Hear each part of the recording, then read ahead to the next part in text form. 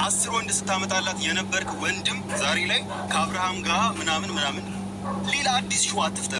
ሰላም ጤና ይስጥልኝ። ወደ ተከበራችሁ ቤተሰቦች እንዴት ናችሁ? እኔ ያለው ይመስገን። እንግዲህ ዛሬ ላይም እንደቀጠለ ነው የነ አብርሽ የነ ሩታ ወንድምየውም እንግዲህ ተጨምሮ መጥቶ ኖቤል ለሩታ እያገዘ ይገኛል ማለት ነው። አማኑ ጎበዝ ነህ፣ ምንም አትልም፣ ጥሩ ነው። ምክንያቱም ወንድምየው ገና ወጣት የጎረምሳ ስለሆነ ምንም አይገባውም፣ አልጠነከረም፣ ስለ ትዳር ምንነት አያውቅም።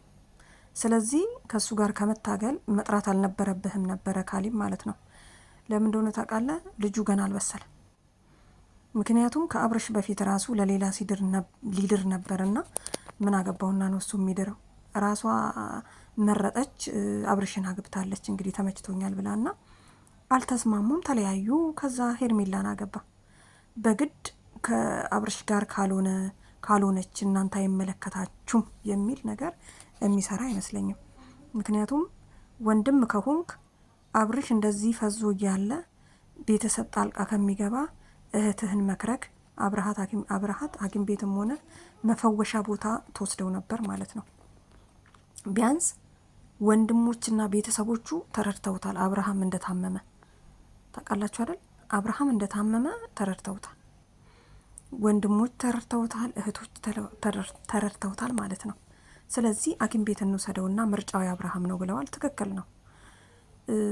እና ሄርሜላም ስለምትወደውና አብርሽ በራሱ መንገድ በፊት ስለተዋደዱ ነው እንጂ በግድ ያስገደደችው ነገር የለም፣ ስረዳት ማለት ነው። እንደኔ ያረዳድና ወንድምዬ ተረጋጋ ማለት ነው። አትንጫጫ፣ ጥሩ አይደለም። እንዴ ያዙኝ ልቀቁኝ፣ አታስወሩኝ። እንግዲህ ያው ያልጠነከረ ወጠጤ ማለት እንደዚህ አይነት ነው ማለት ነው። ምክንያቱም ገና ይሄ ጩጬ ስለሆነ አልተረዳቸው እና ቤተሰብ ምን ለማለት ፈልጌ መሰላችሁ?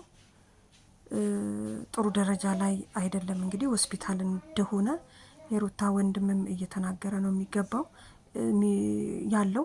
ግን ለዚህ ምክንያት የሆኑት ደግሞ ሩታ ራሱ ከኤፍሬም ጋር ከወንድምየው ጋር ነው ማለት ነው። ምክንያቱም አሁን ይሄም ወንድም ተብየው ሩታ እህቱ ስለሆነች መቆርቆሩ ነው። ግን እንዲሁ ዝም ብሎ ብቻ በመቆርቆርና በመቅናት አይሆንም። ልጁ መጀመሪያ ይታከም ይዳን፣ የራሱ ምርጫ ነው። ግን የሩታ ቤተሰቦች ለምንድን ነው አብርሽ ሐኪም ቤት እንዳይሄድ የትም እንዳይንቀሳቀስ ቤተሰብ ጋር እንዳይሄድ የሚፈልጉት? የሆነ ችግርማ አለ። ስለዚህ ይሄ ልጅ ድኖ ምርጫውን የራሱ ማድረግ አለበት ብዬ ነው የማምነው ማለት ነው። እንግዲህ እዚህ ጋር ተያይዘዋል። ሊደባደቡ እኮ በቃ አፍንጫውን ሊለው እኮ ምንም አልቀረውም ማለት ነው። አያችሁ አይደለ? እና ትንሽ ትቢት ይለዋልና ለማንኛውም እንግዲህ ሄርሜላዬ ያው ይረዳሻል ብዬ አስባለሁ። ምክንያቱም አሁን የተረዳውሽ እኔ እኮ በፊት ለሩታ ነበር። አዎ ትክክል ነው። እንኳንም የበፊቱ ቦታ ተመልሶ ገባ ምናምን ነገር ብዬ ሳስበው ለካ ሲንግል ሆኖ ነው ያገኘሽው ማለት ነው። ስለዚህ አሁንም ይመጣል። ተረጋጊ። ወንድም ምናምን ነኝ ብሎ እህት ነኝ አክስቷ ነኝ ብሎ የሚንጫጫ ሁሉ ማለት ነው ሄርሜላ እንደምታሸንፍ አትጠራጠሩ። ለምን መሰላችሁ? ሄርሜላ ብቻዋን ነች ያለችው። ቤተሰብ እኮ ሊያድን ነው እንጂ ለሄርሜላ ወስዶ ሊሰጥ አይደለም። አብርሽ ከዳነ በኋላ እኮ ምርጫው የራሱ ነው።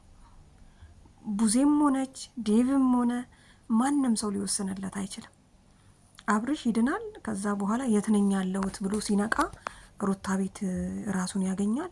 እንዴ ሩታ ጋር ተለያይቼ የለ እንዴ እኔ ከሄርሜላ ጋር አይደል እንዴ የሚለው ሀሳብ ሲመጣለት ጨርቁን ጠቅልሎ ውልቅ ብሎ ይሄዳል ማለት ነው።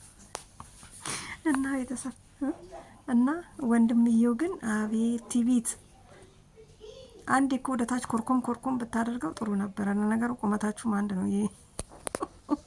እና ቤተሰብ ካሊብ ጎበዝ ነው፣ ምንም አይልም። ያው እንግዲህ ወንድሙን የጠራው እንዲመካከሩ ነበር፣ ግን አልተሳካም ማለት ነው። ያው እንግዲህ ሳይስማሙ ቀርተው ነው ተለያይተው የሄዱት። ትንሽማ ቢቆዩ ድረሱልኝ መባሉ አይቀርም። አብርሽ ሆስፒታል ገብተው ደግሞ አንተም ገብተክ ድጋሚ ማለት ነው። እና ለምን መሰላችሁ ቤተሰብ ይሄ ነገር ያው ወደ ሄርሜላ መሄዱ የማይቀርዳ ነውና አሁን ባለችበት ሁኔታ እና እኔም አሁን በመመለከተው ነገር በሙሉ እና አብርሽ ቤተሰቦች እነ የሩታ ቤተሰቦች የሆነ የሚያውቁት አንድ ነገር ያለ ነው የሚመስለው። ምክንያቱም ይታመምም ምንም ይሁን ከሩታ ጋር መኖሩን ብቻ ነው የሚፈልጉት ማለት ነው። ግን ለምን ብላችሁ አትጠይቁም እንዴ? ይህንን የፈለጉት ምክንያት ለምንድን ነው? በቃ አሁን ጥያቄው ሁሉም ቤተሰቦቿ ምን አገባችሁ?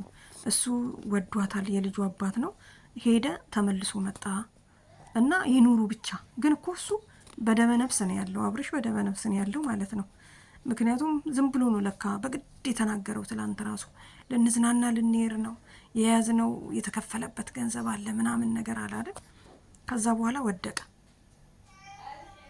ስለዚህ ቤተሰብ የሩታ ቤተሰቦች አስቡበትና ልጁን እንግዲህ ሆስፒታል ተኝቷል ብሏል። እንግዲህ ወንድምየው ጠይቆት ይሆናል የመጣው። እኔ ግን የፈራሁት በቃ ሁለቱ ተያያዙና በቃ አፍንጫ ተያይዘዋል እኮ በግድ ካሌብ ማይኖር በቃ እነሱም ወደ ሆስፒታል መሄዳቸው አይቀርም ነበር። ለማንኛውም ቤተሰብ አብርሽን ፈጣሪ ይማርልን፣ ይማርላት ለሄርሜላ ብሎና ምርጫውን ድኖ ማየት ነው የምንፈልገው። በቃ ለማንኛውም ቤተሰብ የዛሬ ቪዲዮአችን ይህንን ይመስላል። ላይክ ማድረግ እንዳረሱ